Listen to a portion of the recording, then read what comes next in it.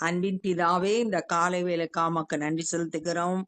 ஆண்டவரே, மை துதிக்கிறோம், ஸ்தோத்தரிக்கிறோம். ஒருவரும் சேரக்கூடாத ஒளியிடத்துல வாசமாயிருக்கிற தேவனே, உம்மை நன்றியோடு துதிக்கிறோம், ஸ்தோத்தரிக்கிறோம். நீர் பரிசுத்த ஆண்டவரே, நீர் சேனைகளின் கர்த்தர், யாக்கோபின் தேவன், இஸ்ரவேலின் பரிசுத்தர். உம்மை நன்றியோடு துதிக்கிறோம். கண்டு விசுவாசிக்கிறதை விட காணாமல் விசுவாசிக்கிறவர்கள் பாக்கியவான்கள் என்று சொல்லியிருக்கிறேன். உம்மை விசுவாசிக்கக்கூடிய இருதயத்தை எங்களுக்கு தந்திருக்கிறேன். அதற்காமை துதிக்கிறோம். இன்னும் விசுவாசத்துல பலப்பட உதவி செய்யுங்க. இந்த நாளின் வேத தியானத்தை எங்களுக்கு ஆசீர்வதித்து தாங்க. நேசிக்கிற இயேசு கிறிஸ்துவின் இனிய நாமத்தில் கேட்கிறோம் பிதாவே, ஆமென். லூக்கா 10வது அதிகாரம் 16வது வசனம்.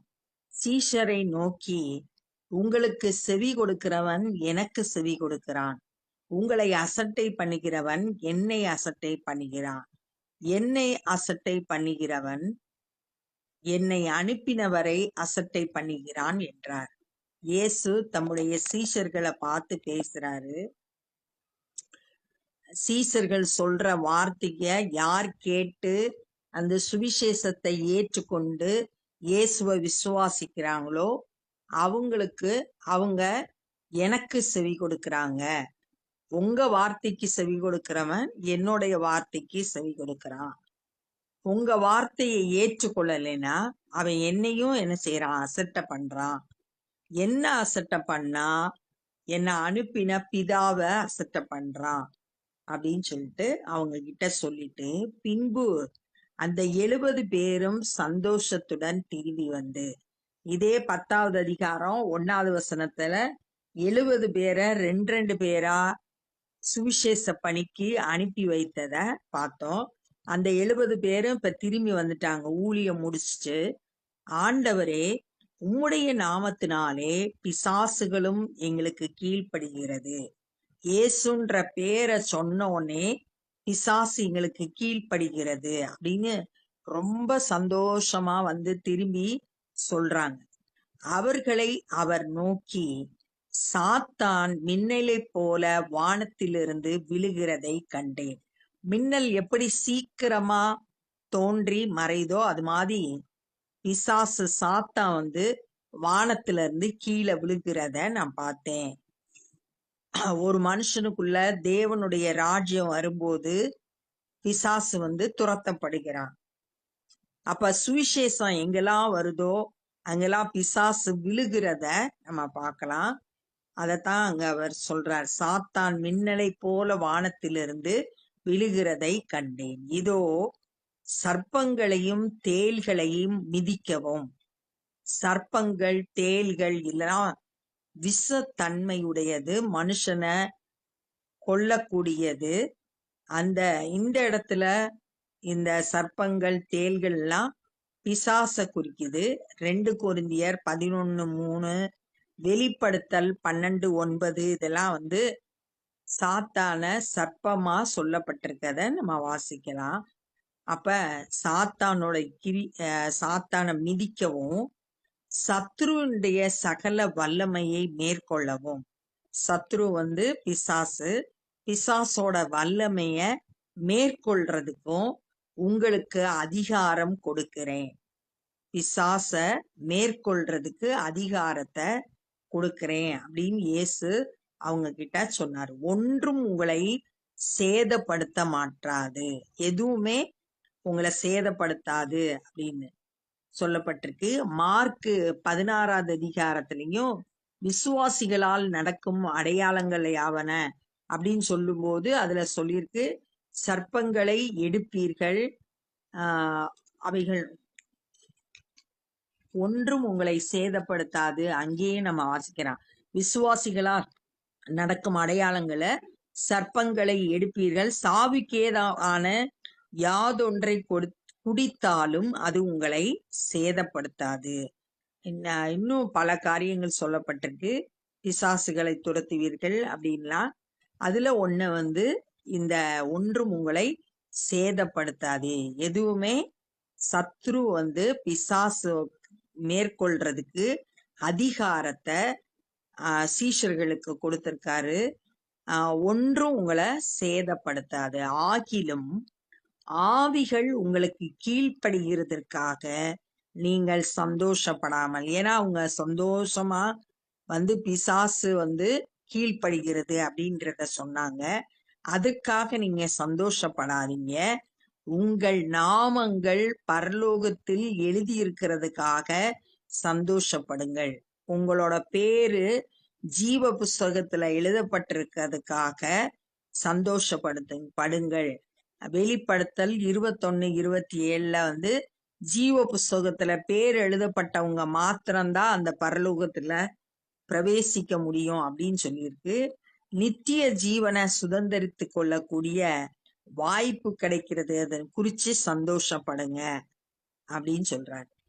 அந்த வேளையில் இயேசு ஆவியிலே கலிகூர்ந்து, அதே நேரத்துல இயேசு தம்முடைய ஆவியில ஒரு மகிழ்ச்சியோடு ஒரு ஜெபம் பண்றாரு. பிதாவே, வானத்துக்கும் பூமிக்கும் ஆண்டவரே, வானத்தையும் பூமியும் படைத்த ஆண்டவரே, இவைகளை நீர் ஞானிகளுக்கும் கல்விமான்களுக்கும் மறைத்து, இவைகளை அப்படின்றது நித்திய ஜீவனுக்கு அடுத்தவைகள், பரலோக ராஜ்யத்துக்குரியதைய இயேசு கிறிஸ்துவை பற்றிய சத்தியங்களை ஞானிகளுக்கும் கல்விமான்களுக்கும் மறைத்து, தங்களோட சொந்த ஞானத்தாலேயோ தங்களோட கல்வியாலேயோ இயேசுவை அறிந்து கொள்ள முடியாது. அவங்களுக்கு அது பைத்தியமாய் இருக்கும். சிலுவை பற்றிய உபதேசம் கெட்டு போனவங்களுக்கு பைத்தியமா இருக்கு, ஆனா ரட்சிக்கப்படுறவங்களுக்கோ தேவ பலனா இருக்கு. மறைத்து பாலகருக்கு வெளிப்படுத்தினபடியால் உம்மை ஸ்தோத்தரிக்கிறேன்.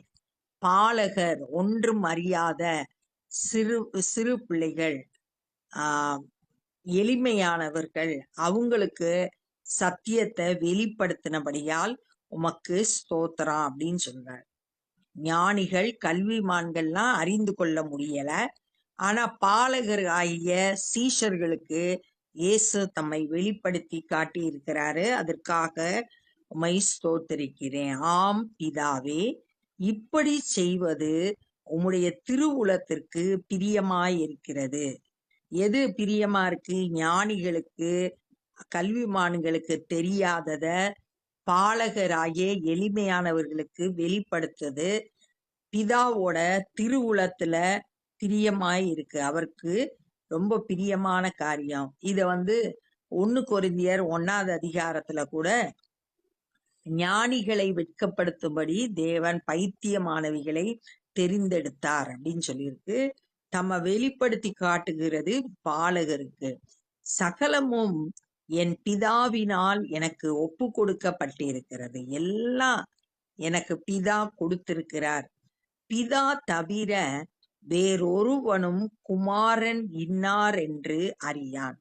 பிதாவை தவிர யாருக்குமே குமாரன் இன்னார் என்று அறியான். குமாரன் அவரை எவனுக்கு வெளிப்படுத்த சித்தமாய் இருக்கிறானோ அவனும் தவிர வேறொருவரும் பிதா இன்னார் என்று அறியான்.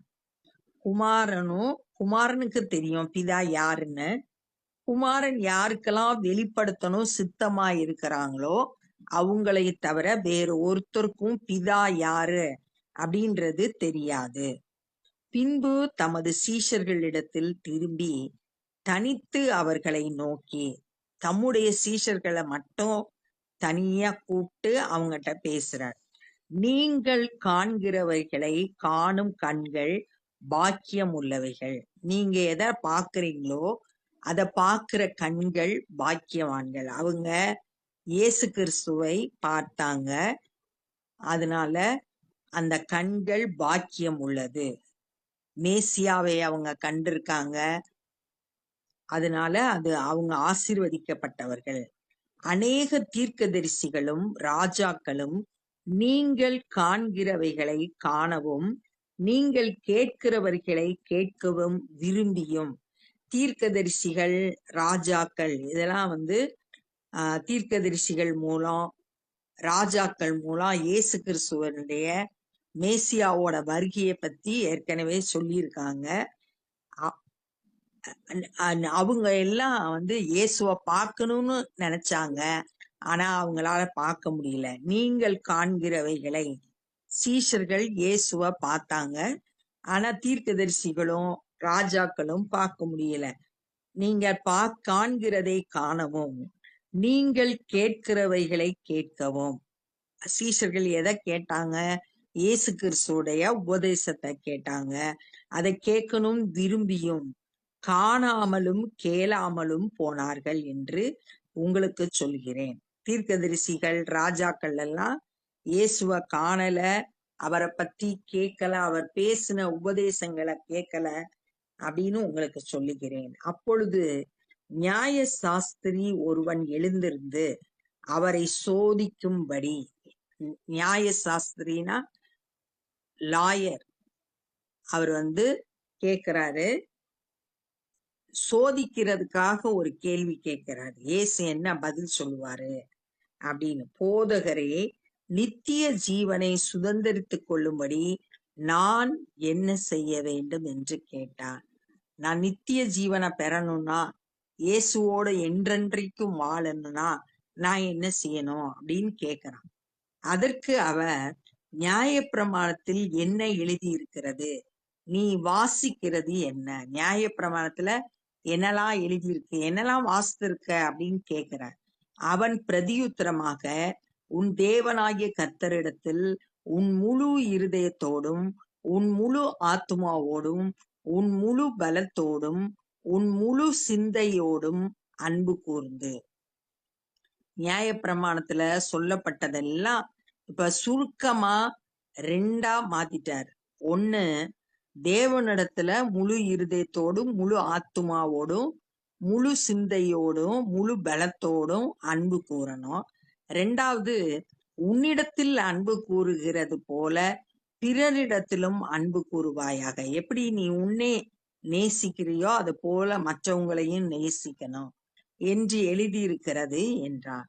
அவர் அவனை நோக்கி, நிதானமாய் உத்தரவு சொன்னாய், அப்படியே செய், அப்பொழுது பிழைப்பாய். ஆமா, நீ கரெக்டா பதில் சொல்லியிருக்க, கேட்ட கேள்விக்கு சரியா பதில் சொல்லியிருக்க. அதனால அதுல சொல்லப்பட்டபடி தேவனை நேசி,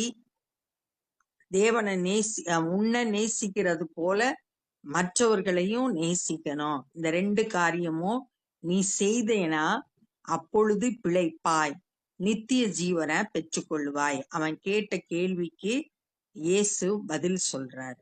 அப்ப இந்த நாள்ல நம்ம என்ன கற்றுக்கொண்டோம்னா, சீஷர்களை பார்த்து இயேசு சொல்றாரு, உங்களோட வார்த்தைக்கு யார் கீழ்ப்படுகிறாங்களோ, சுவிசேஷத்தை யார் ஏற்றுக்கொள்றாங்களோ அவங்க என்னையும் ஏற்றுக்கொள்றாங்க. உங்க வார்த்தையை யாரு அசட்டை பண்றாங்களோ அவங்க என்னுடைய வார்த்தையை அசட்டை பண்றாங்க, என்னை அனுப்புனவரையும் அசட்டை பண்றாங்க. அவர் அனுப்பின 7 பேரும் திரும்ப வந்தாங்க. ரொம்ப சந்தோஷமா, உம்முடைய நாமத்தினால நாங்க பிசாசுகளை துரத்தணும் அப்படின்னு சொல்றாங்க. உடனே இயேசு அவங்கள பார்த்து என்ன சொன்னார்னா, நான் உங்களுக்கு சத்ருவை மேற்கொள்றதுக்கு சர்ப்பங்களையும் தேள்களையும் மிதிக்கிறதுக்கு அதிகாரம் கொடுக்கிறேன், ஒண்ணும் உங்களை சேதப்படுத்தாது அப்படின்னு சொல்லிட்டு, ஆவிகள் உங்களுக்கு கீழ்ப்படுகிறதுக்காக சந்தோஷப்படாதீங்க, உங்க பேர் பரலோகத்துல எழுதப்பட்டதுக்காக சந்தோஷப்படுங்க அப்படின்னு சொல்லிட்டு சொன்னாரு. சொல்லிட்டு ஒரு ஜெபம் பண்றாரு. சந்தோஷமா மகிழ்ச்சியா ஒரு ஜெபம் பண்றாரு. என்ன ஜெபம் பண்றான்னா, இந்த இயேசு கிறிஸ்துவ அவரை பற்றிய செய்திகளை, சுவிசேஷத்தை ஞானிகளுக்கும் கல்விமான்களும் ஏற்றுக்கொள்ளல, அவங்களுக்கு அந்த வெளிப்பாடு கிடைக்கல. ஆனா பாலகருக்கு தம்மை வெளிப்படுத்தி காட்டினதுக்காக ஆண்டவருக்கு நன்றி சொல்றாரு. அதுதான், அப்படி செய்யறதுதான் பிதாவோட சித்தமா இருக்கிறது அப்படின்னு சொன்னாரு. எனக்கு எல்லா அதிகாரத்தையும் பிதா கொடுத்திருக்காரு. பிதா தவிர குமாரன் யாருன்னு யாருக்கும் தெரியாது. குமாரன் யாருக்கு பிதாவை வெளிப்படுத்த சித்தமா இருக்கிறாரோ அவங்க மட்டும்தான் பிதாவை அறிவாங்க. யோவான் 14:6 சொல்லியிருக்கு, நானே வழியும் சத்தியமும் ஜீவனுமாய் இருக்கிறேன்.